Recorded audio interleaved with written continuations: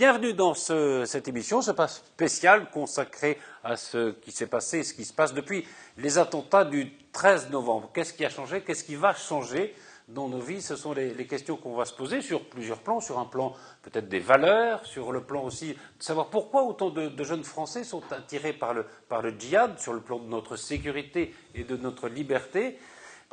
Et puis aussi, on va parler de l'état d'urgence et peut-être de la réforme constitutionnelle annoncée par le président de la République. Pour parler de tous ces sujets, je vous présente nos participants, nos invités. Stéphane Monson, professeur à la faculté de droit de Versailles-Saint-Quentin. Et bon, vous allez notamment nous parler de cette réforme constitutionnelle, puisqu'il paraît que l'article 16 ne peut pas.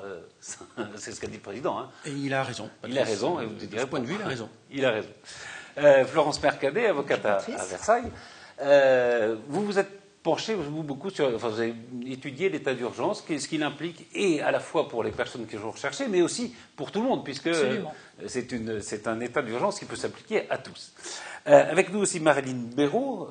Bonjour, vous êtes secrétaire générale d'Alliance Police régionale, hein, enfin nationale, oui. mais régionale pour la région. Et vous nous parlerez évidemment de la sécurité, du travail des policiers, des implications qui sont les leurs. Et puis François-Xavier Bellamy, bonjour, vous êtes écrivain, philosophe. Vous étiez venu ici pour nous parler de votre dernier livre, Les Déshérités, chez Plon. Très bon livre sur l'éducation notamment. Et je vais peut-être commencer avec vous, et avec vous tous d'ailleurs, mais c'est vrai qu'on enregistre cette émission vendredi. Il y a eu aujourd'hui l'hommage qui a été rendu aux victimes, avec beaucoup de symboles, les Invalides, la Marseillaise, le drapeau bleu-blanc-rouge. Est-ce que, à votre avis, ce sont des bons symboles? Est-ce que ces gens-là sont morts pour la France, au fond? Parce qu'ils ont été traités un peu comme au fond, comme des soldats qui seraient morts pour la France. Ce qui est certain, c'est que toutes les communautés humaines ont besoin de rites et elles ont besoin d'apprivoiser, d'élaborer ce qui leur arrive. Notre pays traverse quelque chose comme un vrai traumatisme et déjà en janvier, on l'avait vu, dans ces moments où la communauté nationale est frappée, dans ces moments où on ressent aussi collectivement une forme de danger, on communie dans un risque qui pèse sur nous en tant que nous sommes français, parce que c'est ainsi que la guerre nous est déclarée par, on pourrait évidemment discuter de ce mot guerre, mais ceux qui nous attaquent veulent nous déclarer la guerre au nom de ce que représente la France. Oui, c'est la discussion, est-ce qu'on est attaqué parce qu'on est français ou pour ce que la France a fait, hein, pour ce que la France est ou pour ce qu'elle a fait? Les deux sont évidemment liés parce que la France agit au nom de ce qu'elle représente et des valeurs qu'elle porte, en tous les cas de l'identité qui est la sienne. En tous les cas, ce qui est très clair, c'est que dans ce moment si particulier, on peut évidemment affirmer que ceux qui sont morts ne sont pas morts par accident. Il s'est produit quelque chose qui nous concerne tous et c'est la raison pour laquelle la France, comme toutes les communautés humaines, a besoin d'inventer des rites et de retrouver des rites pour élaborer ce qui lui arrive. Et c'est clairement le sens de cet hommage national qui a été rendu aujourd'hui. Oui, c'est très symbolique quand même, les Invalides. Bien sûr, il y a quelque chose d'un rituel, il y a un ensemble de symboles qui nous renvoient aussi à notre histoire et à ce qui fait la consistance de la communauté nationale. On voit bien que quand la nation est attaquée, eh bien, on a besoin de se retrouver autour de ce qui nous fédère, de ce qui nous rassemble, de ce qui nous rapproche, à la fois de plus profond et aussi à travers les images que notre pays a partagées depuis des décennies et des siècles. Alors, on a l'impression qu'il y a un retour au sentiment patriotique, peut-être aussi à un certain nationalisme, on pourrait en discuter aussi. Est-ce que vous pensez que c'est un sentiment qui va perdurer ou est-ce que c'est l'émotion qui fait que voilà, tout le monde se regroupe derrière le drapeau, derrière les symboles de la France? Bien sûr, la dimension de l'émotion nous renvoie toujours, et c'est normal, à quelque chose d'éphémère. Et dans tout traumatisme, il y a une phase de deuil, et après, la vie reprend son cours, et la vie quotidienne reprend ses droits. En ce sens, l'émotion que nous traversons aujourd'hui, nécessairement, elle a vocation à être dépassée, et en un sens, heureusement. Et c'est aussi, d'ailleurs, la signification de cette journée 15 jours après les attentats, que de marquer en quelque sorte l'achèvement et le sommet de ce travail du deuil. Maintenant, il faut revenir à la construction de notre avenir commun et à nos vies quotidiennes. Cela étant dit, malheureusement, il est aussi très clair que, de façon assez certaine, la période des attentats que nous avons connus marque le début d'une phase nouvelle de notre existence collective, que la menace va durer. Et avec cette menace, on peut supposer et on peut espérer aussi, évidemment, que pour y répondre, c'est par le haut que nous saurons la prendre, et précisément par ce sentiment national qui nous fait tenir ensemble. Stéphane, sur ce plan du sentiment national? Moi, je suis évidemment tout à fait d'accord avec cette belle explication. Je me félicite vraiment que les Français, enfin, osent se réapproprier leur drapeau, qui est un symbole. Alors, l'hymne national aussi, qui a été chanté de manière très spontanée et parfois très émouvante. Ce drapeau, enfin, regardons une seconde son histoire. C'est tout sauf un symbole de fermeture ou de frilosité à l'égard de l'extérieur. C'est un symbole de concorde. Le blanc encadré par les deux couleurs de la garde nationale, le blanc royal encadré par les deux couleurs de la garde nationale. Ce drapeau dit beaucoup de notre histoire et de ce que nous sommes et de ce qu'est notre nation. Et je reprends la philosophie de Renan, dont on a déjà parlé, pour dire que vraiment cette théorie de la nation, c'est un plébiscite de chaque instant, c'est le souvenir d'une histoire commune pour bâtir un avenir commun. Là, vraiment, on y est. Alors, est-ce que ça durera? C'est vrai, il y a l'effet émotion qui joue, mais je pense sans doute que l'après ne sera probablement plus comme l'avant. Enfin, j'ose l'espérer. Il y a quelque chose, Florence, de notre nation, de ce qu'est d'être français qui a été attaqué aussi par ces attentats, non? Oui, je pense que ou est-ce que ça dépasse au fond? Est-ce que c'est la liberté? Est-ce que c'est peut-être des choses qui dépassent la France, qui dépassent la nation? Moi, je pense qu'on a attaqué l'humain. On n'a pas attaqué simplement des Français. On a attaqué des êtres humains, quelle que soit leur nationalité. Un art de vivre aussi, quand même. Voilà, c'est ça. Enfin, tout ce que probablement la France représente et qui est un peu mal supporté par ces djihadistes. Mais ce que je voulais dire par rapport au drapeau et à la Marseillaise, qui est quand même très étonnant, c'est que ce drapeau et la Marseillaise qu'on traînait dans la boue il n'y a pas si longtemps, où le drapeau français ne représentait pas grand-chose, où la Marseillaise était huée dans le stade de foot, où on ne voulait pas sortir le drapeau bleu, blanc, rouge. Là, tout le monde se retrouve. Et ce que je trouve assez fort aujourd'hui, c'est que c'est un drapeau rassembleur et pas diviseur, et qui rappelle nos valeurs de la Révolution française. Et je trouve que c'est bien qu'on se retrouve tous autour de ça et qu'on dépasse le nationalisme qui est dans le sens négatif du terme. Oui, il n'est pas récupéré par un parti, comme ça a été souvent le cas, politiquement, dans les conflits politiques. Marine Béraud, je pense on avait vu après les attentats de Charlie, les policiers applaudis pendant la grande journée du dimanche qui avait suivi les attentats de Charlie. Là aussi, on sent qu'il y a un rapprochement entre la population et sa police, non?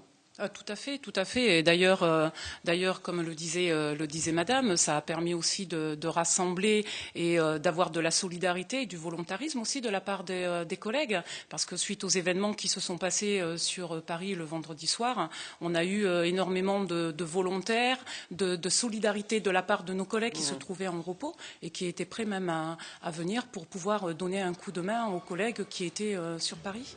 Oui, tout à fait. Alors, il y a une sorte d'unanimité qui se fait. Et en même temps, quand on regarde, alors, puisque vous êtes philosophe, je parlais par exemple de Michel Onfray, qui dit au fond, c'est les principaux responsables de ces attentats, c'est la France elle-même, c'est les Français eux-mêmes. Il y a quand même quelques voix discordantes qu'on entend. Alors la discorde ou le désaccord, c'est aussi le fondement de la démocratie. Oui, bien sûr. Il ne faudrait pas oublier que attaqué, la liberté de la parole, elle est là. Être unanime, et je pense que Michel Onfray, de ce point de vue-là, ne serait pas en désaccord. Être unanime pour défendre ce qui fonde notre pays et ces principes que nous partageons. Je pense qu'aujourd'hui, il n'y a pas de grande discorde de ce point de vue-là. Et d'ailleurs, je ne crois pas, peut-être pour nuancer ce qui vient d'être dit, je ne crois pas que les Français aient méprisé leur drapeau ou que beaucoup de gens aient souvent cité la Marseillaise dans le passé. Ce que je veux dire par là, c'est qu'ils n'avaient pas l'attachement au drapeau comme on peut le voir aujourd'hui. Parce qu'on dépasse justement ces... Oui, je ne sais pas si on peut dire ça. Les manifestations patriotiques, elles sont relativement rares.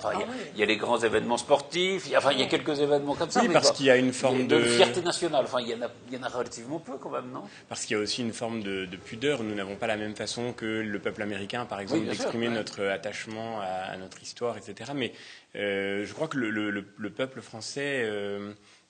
dans sa grande majorité, n'a jamais été dans le mépris de sa propre identité. C'est peut-être malheureusement plutôt... Ça a été récupéré quand même, politiquement, non? Le drapeau, Je ne sais pas, ça me paraît étonnant de dire ça. Où ça a été laissé aussi. Enfin, ou laissé à l'abandon, peut-être. Laissé à l'abandon et de se faire récupérer. Moi, je pense qu'il y avait... Oui, peut-être laissé à l'abandon. Il y avait, quand on parlait, il m'est arrivé d'en parler aux étudiants, mais enfin, il y a longtemps, en disant, mais non, ça, c'est la représentation. Alors, on voyait Vichy, Jeanne d'Arc, la cérémonie du 8 mai avec Le Pen, etc. C'est vrai qu'il y avait quand même pas une méfiance, mais une sorte de gêne, quoi, assumer ce que nous sommes et avec les symboles qui sont les nôtres. Et ça, il y a en effet une évolution assez spectaculaire. Ça avait été développé sur toute la thématique de l'identité nationale avec Nicolas Sarkozy, qui essayait de passer par ce biais-là, quoi. Mais on n'était pas sur cette symbolique du drapeau bleu, blanc, rouge, de la Marseillaise qu'on chante tous les jours en ce moment avec ferveur. Et effectivement, quand on reprend les paroles, ça correspond bien à ce qu'on vit aujourd'hui. Maintenant, le problème de l'identité, il reste entier, et c'est là où, pour le coup, le dialogue est nécessaire. Pour revenir à la question que vous posiez, les symboles et l'attachement à ces symboles communs n'étouffent pas la question de savoir qui nous sommes vraiment, qui nous voulons être, quel projet nous réunit, et c'est là où, pour le coup, le dialogue est aujourd'hui peut-être plus nécessaire que jamais. Est-ce que c'est une question qui est reposée par les attentats du 13 novembre ? Je pense parce que on le voit d'ailleurs dans le communiqué terrifiant que l'État islamique a publié pour revendiquer ces attentats épouvantables. Il y a déjà une tentative d'explication, c'est-à-dire que le communiqué explique pourquoi la France est visée. Elle est visée, dit le communiqué, en raison de cet art de vivre qui est désigné comme une forme de perversion, ce qui est un renversement total. Et puis elle est visée aussi parce que elle porte des racines chrétiennes, une identité chrétienne, une tradition, un héritage historique. Et on sait très bien que l'État islamique attaque derrière la France ce qu'ils appellent le pays des croisés, la capitale que Paris, à travers laquelle Paris est désigné comme étant la capitale qui porte en Europe la bannière de la croix. Donc on voit bien que c'est une identité qui est ainsi désignée. Cette identité avec, là pour le coup je suis parfaitement d'accord avec vous, cette identité avec laquelle nous avons eu du mal à nous réconcilier nous-mêmes ou que nous avons eu du mal à formaliser et que peut-être nous sommes invités à repenser, non pas simplement comme un héritage, mais aussi comme un certain nombre de principes et de projets. Mais alors, vous, ce que vous dites, je décrypte un peu, c'est qu'au fond, la France c'était un pays d'origine chrétienne. Hein. On voit que, alors, il y a l'impératif de laïcité dont on parle beaucoup. On voit qu'aujourd'hui, par exemple, on ne dit plus Noël mais les fêtes de fin d'année, on ne dit plus Pâques mais les fêtes de printemps. Est-ce que quand même, il n'y a pas une gêne par rapport à ces racines chrétiennes? Oui, et c'est important qu'elles soient les nôtres et qu'elles soient toujours valables comme explication, comme grille de lecture aujourd'hui. C'est là, pour le coup, je crois, notre véritable talon d'Achille. C'est-à-dire que, à ne pas reconnaître qui nous sommes et d'où nous venons, nous créons nous créons une espèce de vide que précisément les pires fanatismes viennent remplir. Moi, je l'ai vu très bien comme enseignant dans des zones urbaines sensibles, dans des lieux où précisément la radicalité islamiste exerce un maximum de fascination. Elle exerce aussi cette fascination parce que la France donne le sentiment d'être un pays qui ne sait plus dire qui il est. Et que peut-être nos élites politiques, culturelles ont eu précisément pour principe de déconstruire la possibilité de nous reconnaître nous-mêmes. On se souvient du débat sur les racines chrétiennes de l'Europe. Or, je crois que le problème est... jamais voulu le mettre dans la Constitution. Exactement. Je crois que le problème est mal posé, c'est-à-dire que dire que la France a une histoire, et une histoire marquée par le christianisme, par exemple, mais aussi par la tradition de l'Antiquité gréco-latine et aussi par la tradition hébraïque, dire que la France a cette histoire judéo-chrétienne mêlée de ces traditions intellectuelles, ça n'est pas à exclure ceux qui n'en sont pas aujourd'hui les participants, c'est-à-dire ça ne veut pas dire que tout le monde doit devenir chrétien, mais ça veut dire que effectivement, dans l'héritage du christianisme, dans l'héritage de la raison gréco-latine, nous puisons aujourd'hui un certain nombre de principes très forts. Et prenons la laïcité. La laïcité, évidemment, en fait partie. La laïcité tire son origine de la tradition chrétienne, de la parole du Christ, qui veut absolument séparer ce qui revient au spirituel et ce qui revient au temporel. Retrouver les racines de cet héritage, ce serait peut-être le meilleur moyen, encore une fois, de nous retrouver autour de ce qui fait notre identité commune. Non pas, encore une fois, pour exclure ceux qui, aujourd'hui, ne sont pas chrétiens, et ils sont une majorité dans notre pays, mais simplement pour que, à partir de notre identité, nous puissions nous projeter ensemble dans l'avenir, en ayant le sens de ce qui nous rassemble. C'est vrai là-dessus ? Moi, je souscris au fait qu'en effet, la laïcité puise ses racines philosophiques dans ce qui vient d'être dit. Surtout, je suis pas sûr. Non, mais en tout cas, de l'humanisme, de la Renaissance jusqu'aux Lumières, la laïcité, pour s'affirmer, a dû s'affirmer contre. Pour une certaine part, contre les dogmes religieux. Et l'identité de la France, pour reprendre un ouvrage bien connu de Braudel, qui n'était pas du tout en rapport avec cela d'ailleurs, mais c'est aussi cette laïcité qui fait sa particularité et qui est si mal comprise. Aller essayer d'expliquer ce que c'est que la laïcité, alors dite à la française, mais elle n'existe nulle part ailleurs comme elle existe ici en France, même à un Belge, à un Britannique ou à des États à des systèmes très proches du nôtre, c'est très compliqué d'expliquer ce que c'est.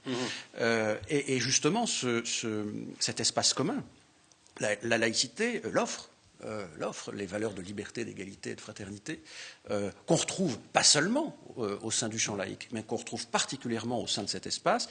C'est un espace d'accueil pour tous ceux et celles qui ne peuvent pas se rattacher à un dogme religieux ou à un autre. Et puis de surcroît, je ne pense pas que la laïcité soit un espace vide, un espace creux. Il y a des valeurs qui sont fortes et que, je suis d'accord, on peut rattacher à notre histoire judéo-chrétienne. Ce que dit François-Xavier Bellamy, c'est au fond, on a peut-être tort de ne pas rappeler les racines qui sont les nôtres.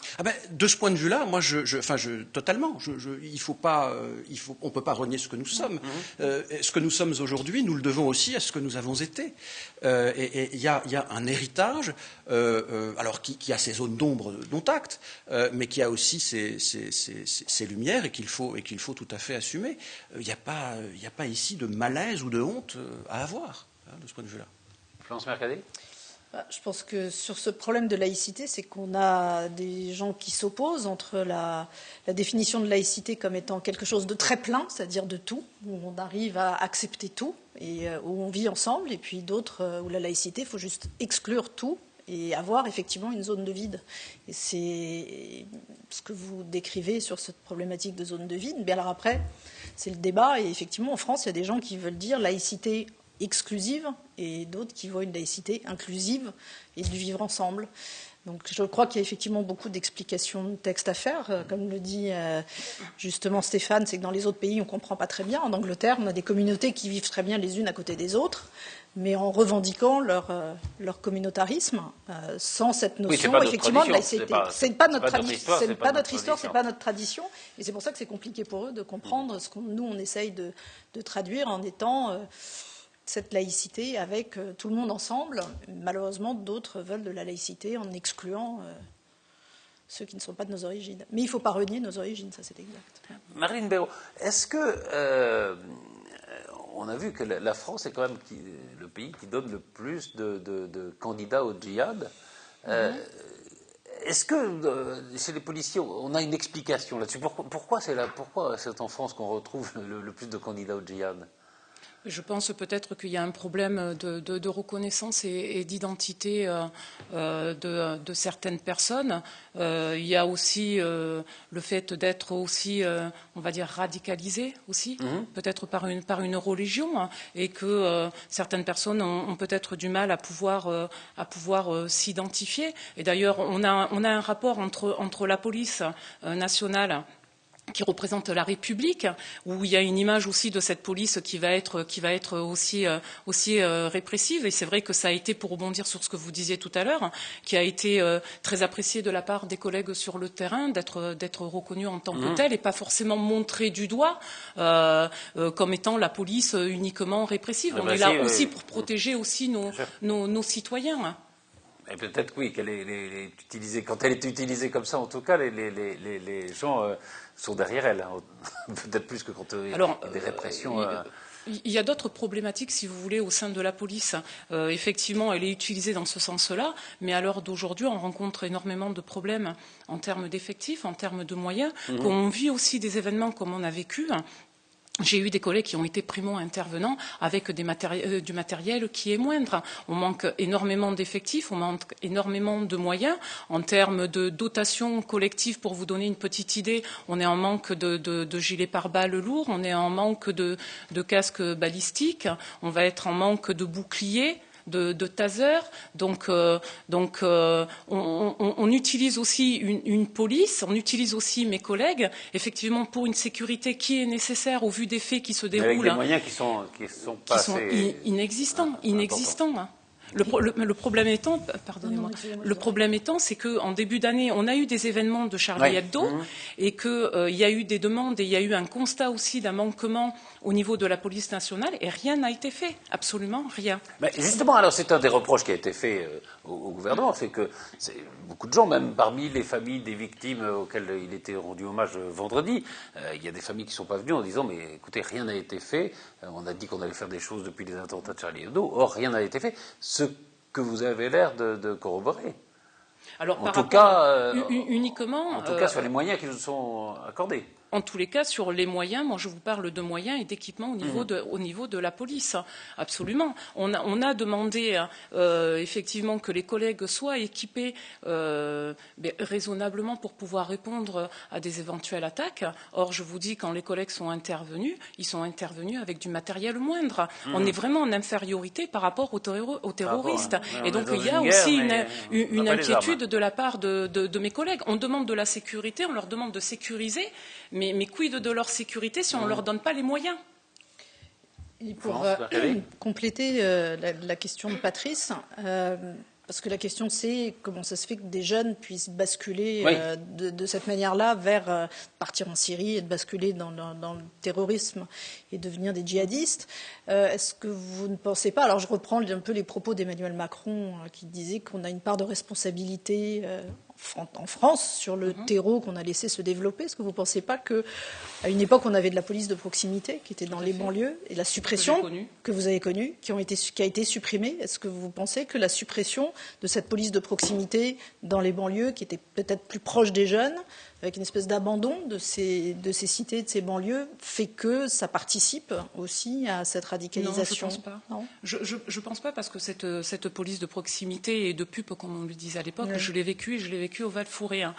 Et je puis vous assurer que le contact avec ces jeunes-là, parce que nous effectuons aussi des patrouilles pédestres, donc c'était la possibilité aussi de pouvoir rentrer en contact avec ces jeunes-là, ça restait quand même très compliqué et très difficile le dialogue. Il y avait vraiment une image de cette police qui était là, qui était une police répressive, et on ne pouvait pas dépasser un certain cap pour pouvoir engager, si vous voulez, un discours et un dialogue, je vais dire constructif, mais pour les deux côtés. C'était systématiquement de l'affrontement par rapport à ces jeunes-là qui, alors pour moi et en mon sens, ont peut-être du mal à se reconnaître en tant que citoyens de la France, mais en même temps ont un sentiment de rejet par rapport à leur pays d'origine aussi. C'est l'échange que j'ai pu avoir ponctuellement avec certains qui, effectivement, se sont basculés, si vous voulez, entre deux cultures. Donc ils recherchent une autre identité, probablement aussi. Enfin, qu'on leur offre. S'ils ne se reconnaissent pas ni dans l'identité française, ni dans l'identité d'origine, on peut comprendre, entre guillemets, qu'ils aillent rechercher une autre identité ailleurs. Enfin,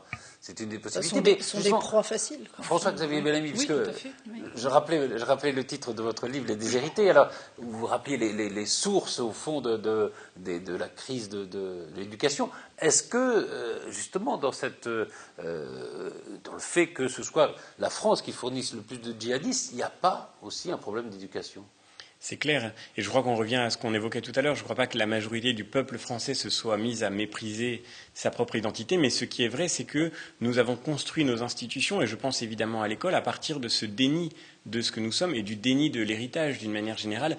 J'avais écrit ce petit livre pour montrer à quel point l'école est aujourd'hui un livre très, très, très humble, au fond, comme un témoignage de jeunes enseignants qui étaient précisément terrifiés par le fait de voir qu'autour de moi, toute l'école semblait construite pour ne plus transmettre des savoirs, des connaissances, une culture, et que cette déconstruction de la culture, elle ne pouvait que produire de la violence. J'avais écrit dans Les Déshérités que je n'avais pas peur du choc des cultures, mais plutôt du choc des incultures. Et malheureusement, je crois qu'à bien des égards, c'est ce qui est en train de se produire. Le propre du dialogue parfois très difficile que nous pouvons avoir avec ces jeunes, c'est que précisément, nous avons le sentiment qu'ils n'ont même pas, à bien des égards, reçu les mots pour pouvoir entrer en dialogue. Et quand vous n'avez pas les mots pour nommer les injustices dont vous pensez être victime, les blessures que vous avez vécues, pour nommer la situation dans laquelle vous vous trouvez, eh bien, la seule façon de vous exprimer, c'est la violence. La violence, bien sûr. Stéphane, sur cette proportion française, quoi, fournir des troupes au djihad? Je pense qu'il y a une responsabilité, je ne sais pas je ne sais pas si le terme est adapté. Il y a des explications sans doute oui, des explications, à rechercher du côté de ce que nous sommes et de ce que nous faisons et du côté de nos imperfections. Je pensais aussi, par exemple, à l'état dans lequel on a laissé les prisons pendant des décennies avant de s'apercevoir qu'en réalité c'était des foyers des écoles de la violence, etc. Bon, ça rejoint un peu ce que nous disions. Mais cela dit, je pense qu'il ne faut pas aller trop loin non plus dans cette recherche d'explications rationnelles en considérant que nous sommes responsables. Je crois que ça va trop loin. Pas responsable, mais on est quand même le pays qui en fournit le plus, quoi. Oui, ça pose un problème. Responsabilité politique. À titre de proportion, c'est la Belgique qui en fournit le plus. Ils sont beaucoup moins nombreux, ils sont 6 fois moins, mais ils en fournissent plus. Mais cela dit, c'est déjà trop. Mais rien ne peut rationnellement, en tout cas, expliquer, au-delà de toutes les explications qu'on pourra essayer de rechercher en nous-mêmes, rien ne peut rationnellement expliquer ce qui s'est passé. Et donc, je pense qu'il faut quand même savoir où placer le curseur de la rationalité et de l'explication. Et qu'il y a un moment donné où il y a des choses qui sont plus réellement explicables. Chercher à les expliquer, moi, ça commence un peu à me gêner, à me mettre mal à l'aise. Malheureusement, les ressorts les plus importants de notre existence ne sont pas les plus rationnels. Et donc, effectivement, je suis d'accord avec vous pour dire que les actes terroristes auxquels nous avons affaire aujourd'hui ne sont pas rationnels. Ça ne veut pas dire qu'ils ne soient pas explicables. Et il me semble à bien des égards que nous sommes responsables, non pas coupables au sens où nous serions les terroristes, évidemment, mais responsables malgré tout de n'avoir pas su donner à cette génération quelque chose à aimer, quelque chose dans quoi se reconnaître. Nous avons nous-mêmes, et encore une fois, il suffirait de regarder la situation de l'école aujourd'hui, nous avons nous-mêmes tout fait, en quelque sorte, pour préparer le terreau. Et encore une fois, je ne dis pas par là que nous soyons coupables, mais nous avons été, en quelque sorte, les auteurs d'un climat et d'un contexte qui ne pouvaient que laisser la place à ce genre de délire que nous voyons aujourd'hui. Je veux dire par là que, et on revient à ce qu'on disait tout à l'heure, nous avons beaucoup plus parlé de ce qu'il fallait détester dans l'histoire de notre pays que de ce qu'il convenait d'aimer ou que de ce qui pouvait être aimé. Nous avons beaucoup plus parlé de ce qui, dans notre culture, pouvait diviser que de ce qui pouvait réunir. Nous avons entretenu nous-mêmes, y compris la question de la laïcité, comme un moyen de division. Nous avons, à bien des égards, par tous ces moyens-là, donné à... Et on sait très bien que ce dont les jeunes ont besoin, c'est de quelque chose qui puisse les enthousiasmer, de quelque chose qui puisse leur donner l'occasion de se donner pour quelque chose qui les dépasse. Nous avons construit un univers d'individualisme et de consumérisme dans lequel plus rien ne dépasse la mesure de l'individualité. Et cet univers parfaitement horizontal, il ne peut pas combler les aspirations d'un jeune. Et aujourd'hui, monstrueusement et de manière absolument atroce, ce que l'État islamique propose à ces jeunes qui l'attirent, c'est enfin un idéal, l'occasion de se dépasser, l'occasion de se donner pour quelque chose de plus grand qu'eux. Et nous sommes ici, en quelque sorte, à la fois devant notre échec et aussi devant peut-être un indice de ce qu'il nous appartient de reconstruire pour demain. Mais dans les reproches que vous faites, qu'on entend bien, au fond, on pourrait dire que c'est tout l'Occident qui est visé. C'est pas typiquement français. C'est pas typiquement français, mais la France joue un rôle particulier de ce point de vue-là. Effectivement, on voit la proximité avec la Belgique, et la Belgique... presque pourrait-on dire nous précède dans ce chemin à bien des égards. On le voit dans l'évolution de la société, dans les réformes de société qui ont été menées, dans la construction du lien social ou sa déconstruction. La France n'est pas isolée, et de ce point de vue-là d'ailleurs on voit bien que tout l'Occident est touché par le phénomène djihadiste. Ce phénomène djihadiste, nous ne l'avons pas d'ailleurs produit, mais nous lui avons sans doute laissé la place. Tout l'Occident lui a laissé la place, mais sans doute la France a laissé plus de place encore. Et peut-être aussi, c'est une responsabilité particulière maintenant pour la France que de proposer à l'Occident. Nous savons bien que notre pays a une voix singulière dans l'Occident et dans le monde. C'est peut-être la responsabilité particulière de notre pays de proposer humblement et à sa mesure une fondation pour reconstruire ce qui a été déconstruit. Alors, il y a sur ce... 100% d'accord. D'ailleurs, je pense en philosophie aussi, précisément, la France a influencé toute la philosophie occidentale avec les théories de la déconstruction qui se sont succédées depuis les années 60. Voilà, aujourd'hui, elles ont eu d'ailleurs leur efficacité, elles ont eu leur écho. Oui, des grands philosophes. Bien sûr, des très grands philosophes qui ont eu un très grand écho par la force de leur pensée. Aujourd'hui, peut-être le temps est venu de la reconstruction, et la France a peut-être un rôle singulier à jouer. Vous êtes là pour ça. Voilà. Nous sommes là pour ça. Il y a une difficulté particulière, en effet, en France. France, J'allais dire, on ne réfléchit pas comme ailleurs, ne serait-ce que parce que notre culture, si tant est qu'elle soit transmise, enseigne avant tout le doute. Mais il faut savoir faire un bon usage du doute et aller jusqu'à douter de soi-même au point de ne plus s'aimer. Je crois qu'en ne s'aimant pas, je parle de la nation, de la société, de l'ordre social, on ne peut pas aimer les autres et on ne peut pas les accueillir. Et donc le doute ne doit être que méthodique, mais pas aller au-delà, me semble-t-il. Et on voit parfois, en effet, du côté moi je le ressens parfois du côté des étudiants, une tentation très forte de relativiser tout, de mettre tout sur la même ligne, tout se vaut. Mais je crois que non, tout ne se vaut pas, évidemment. Toutes les valeurs ne se valent pas. Il y a eu cette tendance quand même. Une très forte tendance au relativisme. Tout se vaut au relativisme. Peut-être s'enracine dans cette culture. Dans les années du doute. 60, 70, enfin, Bien sûr. Ça imprègne beaucoup l'enseignement même. Enfin, bien entendu. Alors le doute, moi, ça fait partie. Enfin, c'est ce qui fait le socle de mon enseignement à l'université. Attention, parce que je ne pense pas que Descartes soit le philosophe favori de François-Xavier Bellamy. Non, je ne doute pas. Mais ce n'est pas que cela. Mais il faut un doute méthodique, c'est-à-dire que le doute doit permettre d'avancer et d'adopter ce que l'on croit vrai à un moment donné pour un certain temps, jusqu'à ce qu'on soit persuadé du contraire. Mais cela dit, vous avez raison en soulignant qu'en France, les choses ne se passent pas comme ailleurs parce que nous avons cette culture du doute ancrée en nous-mêmes. Alors, on va avancer aussi sur les réponses, et peut-être des réponses juridiques, mais peut-être un mot, Marine Béraud. Il y a souvent un débat entre la liberté et la sécurité. Est-ce que pour vous, ce sont des termes contradictoires ou ce sont des termes qui vont ensemble ? Est-ce que s'il y a plus de sécurité qui est apportée aux Français, et puis ils demandent ça après tout, les libertés risquent d'être mises en cause, ou est-ce que vous dites que non, c'est ceux qui non, absolument rien, pas, absolument pas. Je veux dire, pour moi, la liberté, nous sommes régis par des règles, nous sommes régis par des valeurs, par des lois. À partir du moment où il y a une application de ces lois, de ces règles, on a la possibilité de pouvoir être et de pouvoir exister tel qu'on est. C'est tout simplement une question de respect et d'appartenance au pays auquel on appartient. Et je vais rebondir sur ce que vous disiez. Effectivement, il y a eu, je pense, un laisser-aller.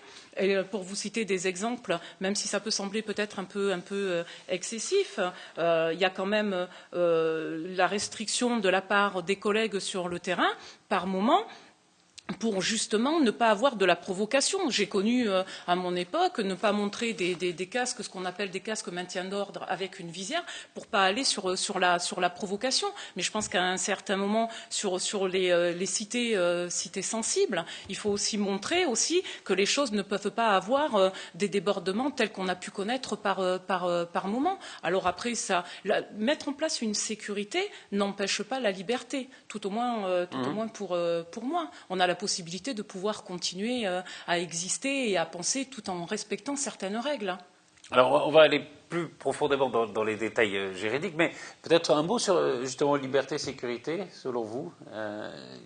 Alors d'abord, il faut rappeler une chose fondamentale, c'est que sans sécurité, il n'y a pas de liberté du tout. C'est-à-dire que ce qui garantit la liberté de chacun d'entre nous, c'est le maintien de l'ordre public que nous vous devons et que nous devons à la responsabilité de chaque citoyen dans le fait d'obéir aux lois.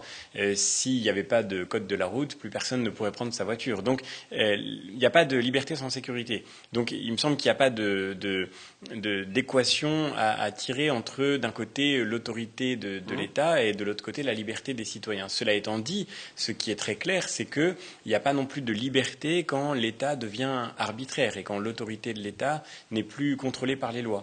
Donc c'est peut-être plutôt cet équilibre-là qu'il faut aujourd'hui questionner. Et le point décisif, sans doute, c'est celui, on le voit bien dans cette crise que nous traversons, crise immédiate, mais aussi cette crise de plus long terme, dans cette espèce de doute qui nous assaille. Le point décisif, c'est sans doute de redonner sa vitalité, sa légitimité au travail de la production des lois, au travail législatif. Et dans cette situation précise que nous traversons aujourd'hui, le danger n'est pas tant qu'il y ait trop de sécurité ou trop d'ordre, mais plutôt que la sécurité ou l'ordre finissent par se faire en contournant la loi au détriment de la légitimité de la loi. Mais c'est ça toute la problématique, c'est la tension. C'est la tension en deux mots, oui, entre la sécurité et la liberté. Et la liberté. Voilà, d'avoir un équilibre. On va parler justement de cette loi du 20 novembre 2015 qui proroge l'état d'urgence. Je propose d'abord de voir un sujet justement sur la mise en place de l'état d'urgence. Samedi, jour habituel de forte affluence touristique pour le château de Versailles.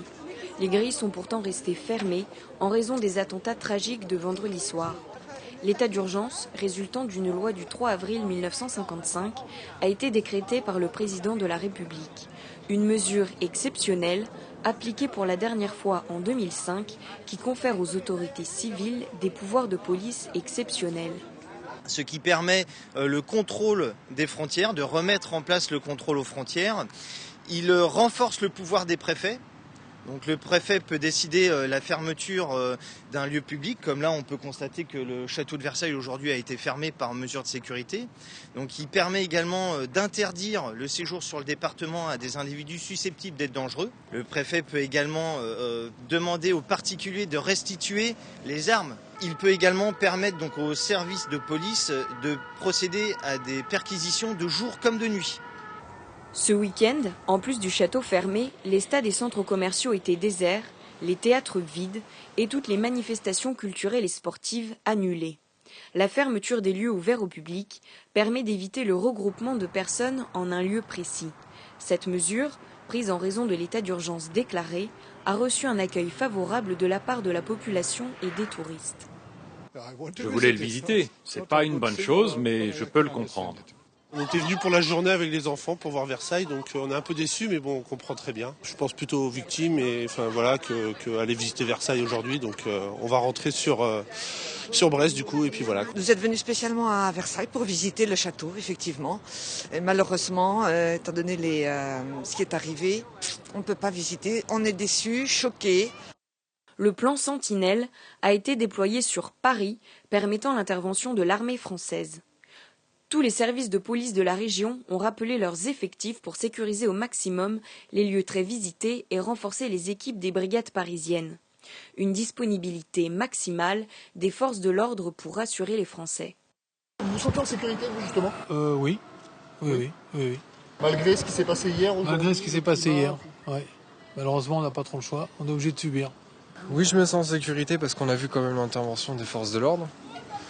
Donc personnellement, ces personnes-là ne me font pas peur parce que la France, c'est quand même un État qui est fort. On a des valeurs sûres. Voilà, donc non, je sors dans la rue, je n'ai pas peur. Je ne crois pas que malheureusement ça va changer quoi que ce soit, quoi. Que le pire est devant nous. On ne va plus vivre simplement avec les menaces, on va vivre surtout avec la réalité des attentats. Et ça va continuer et ça va aller de plus en plus. Des effectifs de police fatigués par une mobilisation constante sur le terrain depuis janvier dernier qui appellent à un renforcement de leurs effectifs et de leurs moyens techniques. Florence Mercadet, vous avez étudié cette loi sur l'état d'urgence qui a 3 grandes mesures. Ce sont l'assignation à résidence, la possibilité de dissoudre un certain nombre d'associations et les perquisitions qui sont rendues possibles. Alors, comment vous l'analysez, vous, cette loi ? On a un élargissement de ces 3 grands types de mesures, puisque l'assignation à résidence... Alors d'abord, je vais peut-être juste donner la définition de l'assignation à résidence dans la loi d'état d'urgence de 1955, qui était quand même un peu plus fermée que ce que l'on va pouvoir faire aujourd'hui, puisque l'article 6 de la loi de 1955 disait donc que le ministre de l'Intérieur, dans tous les cas, peut prononcer l'assignation à résidence, etc., de toute personne résidant dans la zone fixée par le décret, dont l'activité s'avère dangereuse pour la sécurité et l'ordre public. Donc on parlait, en 1955, d'activité. Donc on est sur quelque chose d'objectif, parce qu'une activité peut être qualifiée de façon claire. En revanche, là, cet article 6 est modifié par la loi du 20 novembre 2015, puisque maintenant, le ministre de l'Intérieur peut prononcer l'assignation à résidence de toute personne résidant dans la zone fixe, etc., et à l'égard de laquelle il existe des raisons sérieuses de penser que son comportement constitue une menace pour la sécurité et l'ordre public. On est passé de l'activité au comportement. On est passé de l'activité à une présomption. On a des raisons. Alors d'abord, je ne sais pas ce que c'est que des raisons sérieuses de penser que. C'est déjà une première analyse. Qu'est-ce que ça veut dire quoi ? Qu'est-ce que ça recouvre ? Des raisons sérieuses de penser que quelqu'un a un comportement qui pourrait. Donc on est totalement... je veux dire qu'on est sur la pêche au gros et sur quelque chose d'extrêmement large. Un peu vague. Voilà, c'est vague et c'est quand même relativement large. Derrière, donc sur cette assignation à résidence, on pense que cette personne-là a un comportement qui permet de penser qu'elle va troubler l'ordre public. Et du coup, le ministre de l'Intérieur peut l'assigner à résidence. Donc, elle va être interdite de sortie pendant 12 heures de la journée, 12 heures sur 24. Elle doit potentiellement aussi, elle peut être obligée et contrainte d'aller pointer jusqu'à 3 fois par jour au commissariat de police. Donc, ça veut dire que c'est extrêmement contraignant parce que on peut imaginer que quelqu'un peut être assigné à résidence avec une interdiction de sortie. Ça dépend qui ça frappe, au fond.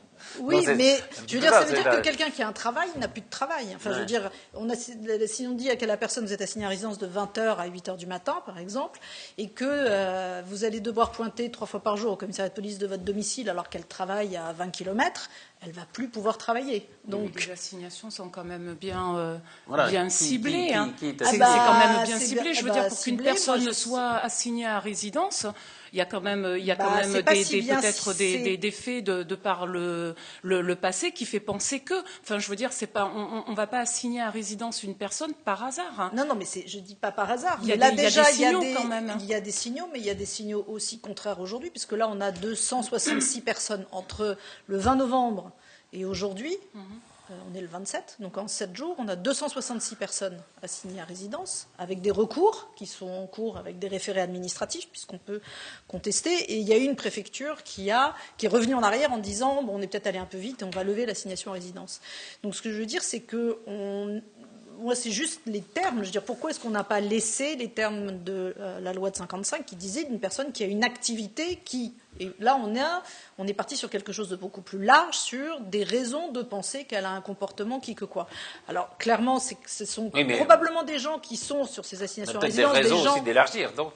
On a peut-être des raisons d'élargir. Là, c'est quel est le contrôle que l'on peut avoir sur ce... Alors, qui contrôle, justement? Alors, c'est le juge administratif. Puisque là, que ce soit sur les assignations à résidence ou sur les perquisitions, maintenant, qui sont aussi extrêmement larges. Je vais vous donner aussi la nouvelle rédaction, puisque la loi a été également modifiée sur les perquisitions. C'est qu'aujourd'hui, on peut ordonner des perquisitions en tout lieu, y compris un domicile, de jour et de nuit, alors qu'avant on ne pouvait pas faire des perquisitions, sauf cas extrême de nuit. Donc de jour ou de nuit, sauf dans un lieu affecté à l'exercice d'un mandat parlementaire ou à l'activité professionnelle des avocats, donc je n'aurai pas de perquisition, des magistrats ou des journalistes, Patrice, vous n'aurez pas de perquisition. Lorsqu'il existe des raisons sérieuses de penser que ce lieu est fréquenté par une personne dont le comportement constitue une menace pour la sécurité et l'ordre public. C'est-à-dire qu'on peut aller faire des perquisitions dans tous les lieux, ça peut être des bureaux, des cafés, des restaurants, tout ce que l'on veut, des lieux où on pense que dans ce lieu-là, il peut... Bien sûr, il y a 1200 et quelques perquisitions qui ont été faites, on a 165 arrestations. Mais ça veut dire que ces perquisitions qui sont extrêmement larges ne visent pas que le terrorisme, parce que là, dans toutes les perquisitions qui ont été faites, on a trouvé des armes très bien, mais on a élargi. C'est-à-dire que mais je trouve que c'est bien. Il faut bien évidemment qu'il faut combattre le terrorisme. Je suis pas en train de dire qu'il ne faut pas faire. Je dis simplement que là, on a peut-être une atteinte à une liberté parce qu'on peut avoir des dérives arbitraires qui font que très bien, là-dedans, on va trouver des dealers et on va en profiter pour faire une perquisition sur... Alors, pour qu'on puisse mieux comprendre, j'ai fait un petit exemple pratique, que je n'arrive pas à retrouver d'ailleurs, un petit exemple pratique sur avant et après la loi ce que je peux faire, pendant que vous du 20 novembre, ça je l'ai. Ah bon. Voilà. Sinon, je voulais vous montrer un sondage quand même sur les Français et les mesures post-attentat. Mais ils doivent tous être d'accord. Mais on est d'accord. 80% sont favorables à la déchéance de nationalité, 71% au contrôle des frontières et 66% aux assignations à résidence. Oui. Donc il y a quand même une forte majorité. Hein. Mais oui, ce qui est logique. Parfaitement logique. Donc, petit exemple, vous avez une personne qui est fichée S. Donc, fiché S, c'est surveillance particulière, mais sur des gens dont on n'a rien de précis. C'est-à-dire, ils n'ont pas commis de délit, ils n'ont pas commis de crime, ils sont juste fichés parce qu'ils ont un comportement qui pourrait nous permettre de penser qu'il peut y avoir une dérive. Donc, aujourd'hui, on a 10 500 personnes fichées S en 2015. On en avait 5 000 en 2012, on en a 10 500 en 2015. Prenons un exemple, une personne qui est fichée S, On la suspecte d'être proche de Daesh. Elle revient de l'étranger, on ne sait pas bien où. Elle n'est pas recherchée, elle n'a pas commis de délit, rien. Et on a un renseignement, on se dit que cette personne-là, elle arrive en France et puis elle va être hébergée, par exemple, à Saint-Denis, chez un copain. On imagine qu'on n'a pas eu les attentats. Avant la loi du 15 novembre, qu'est-ce qu'on pouvait faire contre cette personne? Rien. C'est-à-dire qu'on pouvait... On se disait, voilà, elle revient sur le territoire français, elle n'a pas commis de délit, on peut peut-être continuer à la surveiller, mais on ne peut rien faire. Depuis la loi qui a été prise à la suite des attentats, on peut décider d'aller perquisitionner parce qu'elle peut avoir, on a des raisons de penser qu'elle a un comportement qui pourrait porter atteinte à l'ordre public. C'est plutôt rassurant, non? Et donc... Bah oui, mais on peut peut-être ne trouver rien du tout. Enfin, oui, d'accord. Voilà, donc à un là, moment, oui. Et là, on peut aller perquisitionner le ministre de l'Intérieur ou le préfet peut dire, très bien, cette personne-là, on a des raisons de penser, on n'a rien de matériel, on n'a rien de concret, mais on peut aller faire une perquisition et puis aller voir ce qu'il y a dans l'appartement de son copain à Saint-Denis. Alors, voilà, c'est que la difficulté, moi ce qui me pose problème dans cette extension de la loi, c'est qu'on échappe au monde judiciaire. C'est-à-dire que tout le contrôle et le juge administratif. C'est un contrôle purement administratif et on n'a pas de contrôle du juge judiciaire. C'est-à-dire qu'auparavant, si on voulait faire une perquisition, il fallait une autorisation du juge de la détention et des libertés. Donc c'était ce juge-là qui donnait l'autorisation de faire une perquisition. Aujourd'hui, c'est le ministre de l'Intérieur ou le préfet qui donne l'autorisation pour faire une perquisition et ça échappe totalement au juge judiciaire. Le procureur est juste informé. On ne lui demande pas son avis, on l'informe de ce qu'on va faire une perquisition. Voilà, donc le fait qu'on n'ait pas de juge judiciaire qui puisse justement gérer cette tension entre la répression, la perquisition et la liberté, il est là le juge judiciaire pour faire ce contrôle-là. Et il n'existe plus dans cette loi-là puisque ce n'est que le juge administratif qui peut être saisi sur l'abus ou sur un problème de contrôle externe.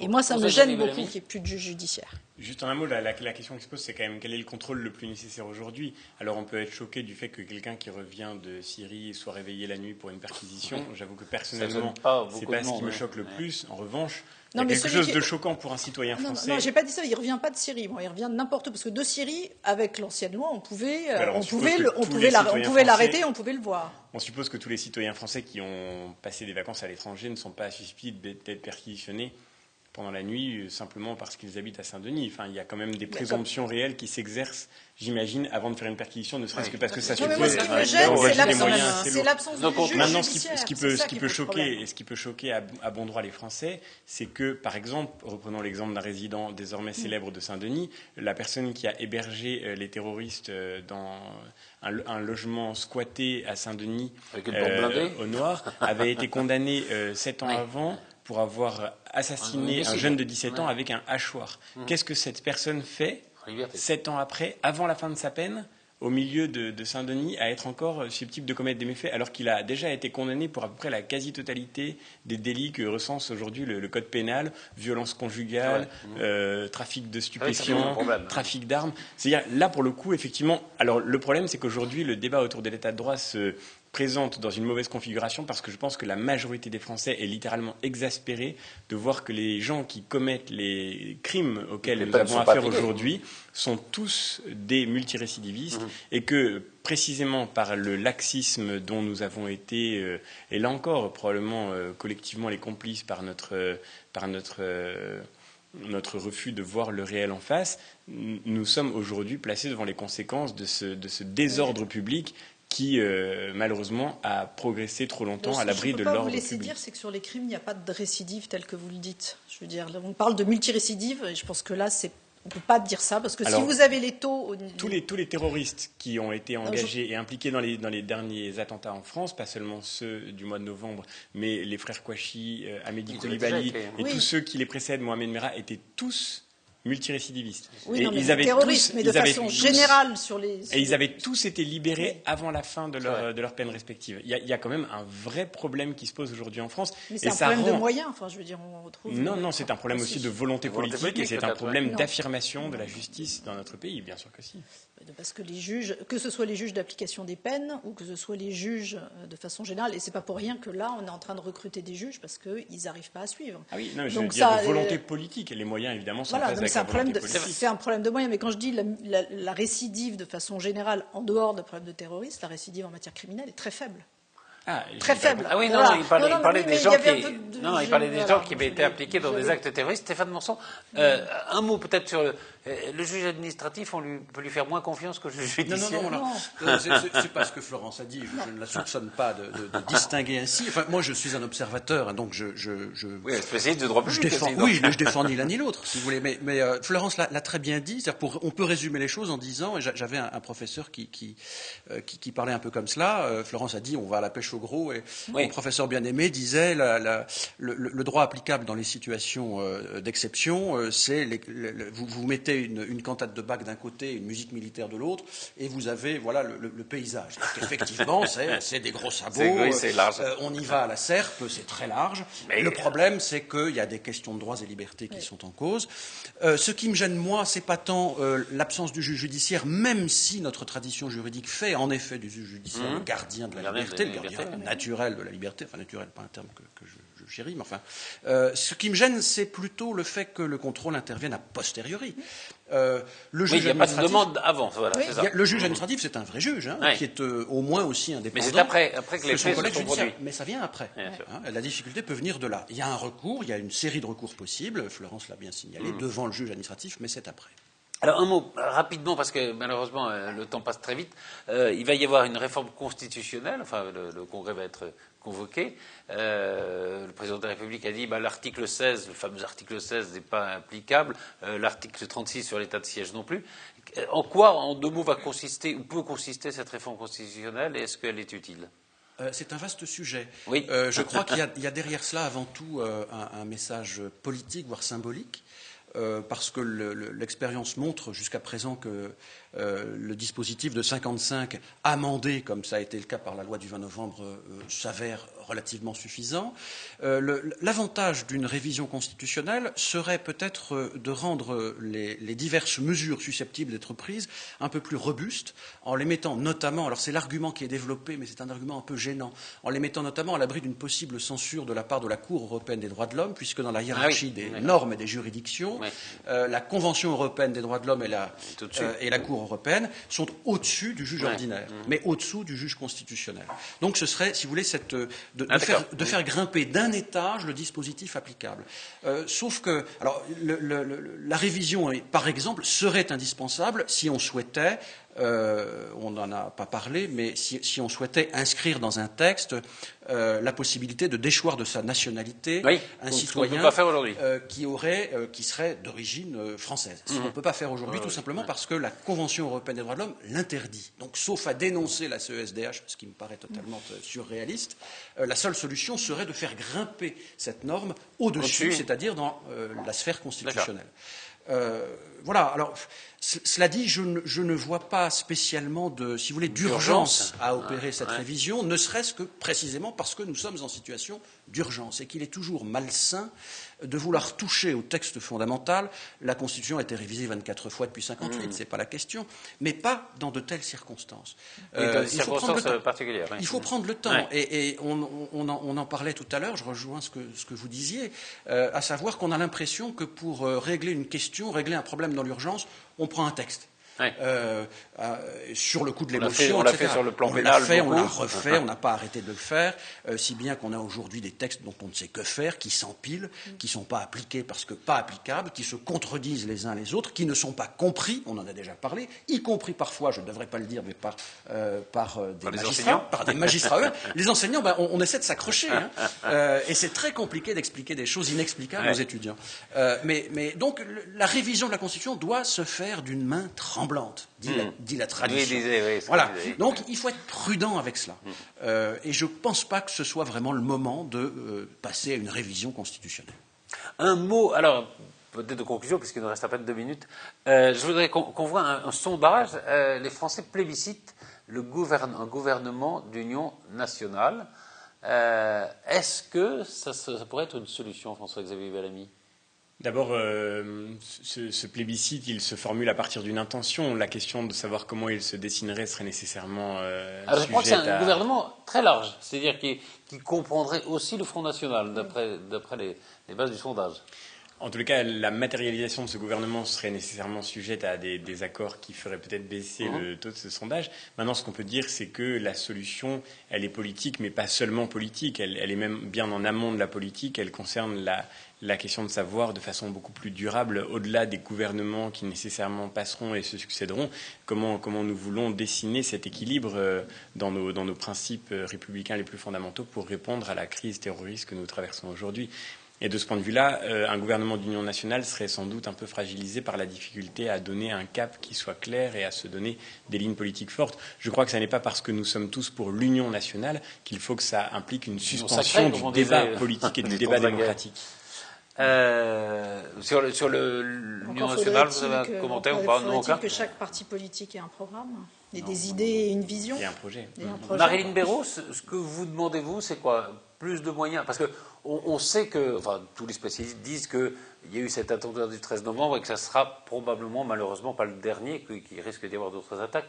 Vous demandez quoi? Plus de moyens? Plus de considération de la part de la population? Alors plus de moyens avant toute chose, plus d'effectifs. On a eu quand même une annonce du président de la République pour la création de postes à hauteur de 5000 pour les gendarmes et les policiers.